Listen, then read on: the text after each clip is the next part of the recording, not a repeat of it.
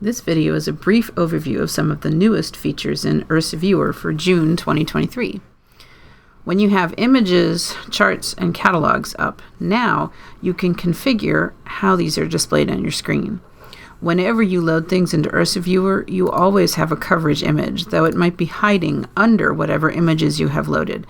If you'd like to have that coverage image move, you can move it onto the right side or leave it on its default left underneath any images you have loaded. You can also have by default the tri-view, in other words, have images, plots, and catalogs. But you can also have a view that focuses more on the images and the charts, or that focuses more on the table and the charts. Or you can go back to the tri-view. In these other views, note that you can still get access to these other things. They're just hidden when you have them in one of these by view modes. But the tri-view is the default view, which is more like what the view was in IRSA Viewer before. Now, we've had pinning before, but now it's much more explicit. Pinning just means hold on to the image. When you load in images by default now, they show up as pinned, and the little counter there tells you how many you have loaded. So even if you're viewing just one, it reminds you that you have 4 loaded. When you pin a chart, it shows up under this tab, and here you can see that I've pinned 1. This is the active chart. In other words, this one is the one that I'm actively changing. The pinned chart sticks around. It does dynamically update if I change the catalog that it goes with down here. So if I want to refine it so that I only have, for example, the high signal to noise sources, even though I've pinned that plot dynamically updates to reflect the filtering that I've done.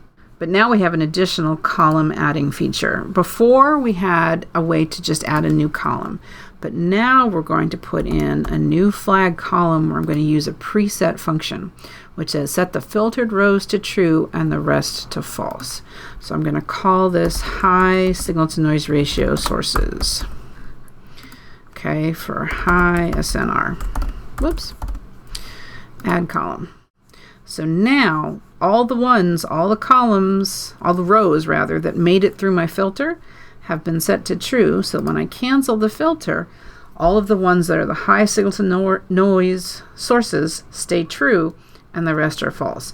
Once I create that column, that does not dynamically update. That stays the same. But that is super useful because now, rather than going through and setting the individual filters on the 4 SNR columns, I can just go over here and set it filter to true, and then I recover that filtering that I did on those 4 columns before. That's another of the new features. Another one of the new features is a way to search other catalogs by clicking on rows or in images. So here's this nice bright source here. If I click on it, it's highlighted in the catalog. I wonder what source this is. If I go to the binoculars here, I can go and ask Simbad, do you know about this source? And sure enough, it does.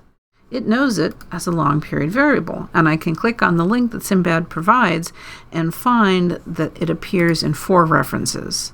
So I can learn more about this source by clicking on the source in the image and then using that row to search Simbad. I can do other things too. So for example, I have 123 sources here.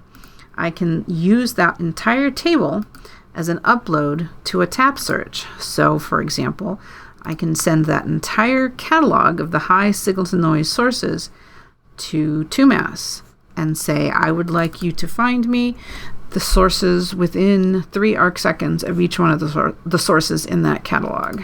Search. And then it comes back with a catalog of matching sources. You can do this kind of search from the images too. If you do a rectangular selection or cone selection, click and drag, then you get the binoculars here.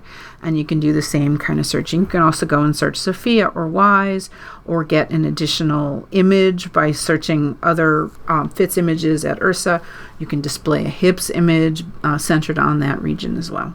So those are the big changes. There's a variety of other small changes, bug fixes, and other things under the hood.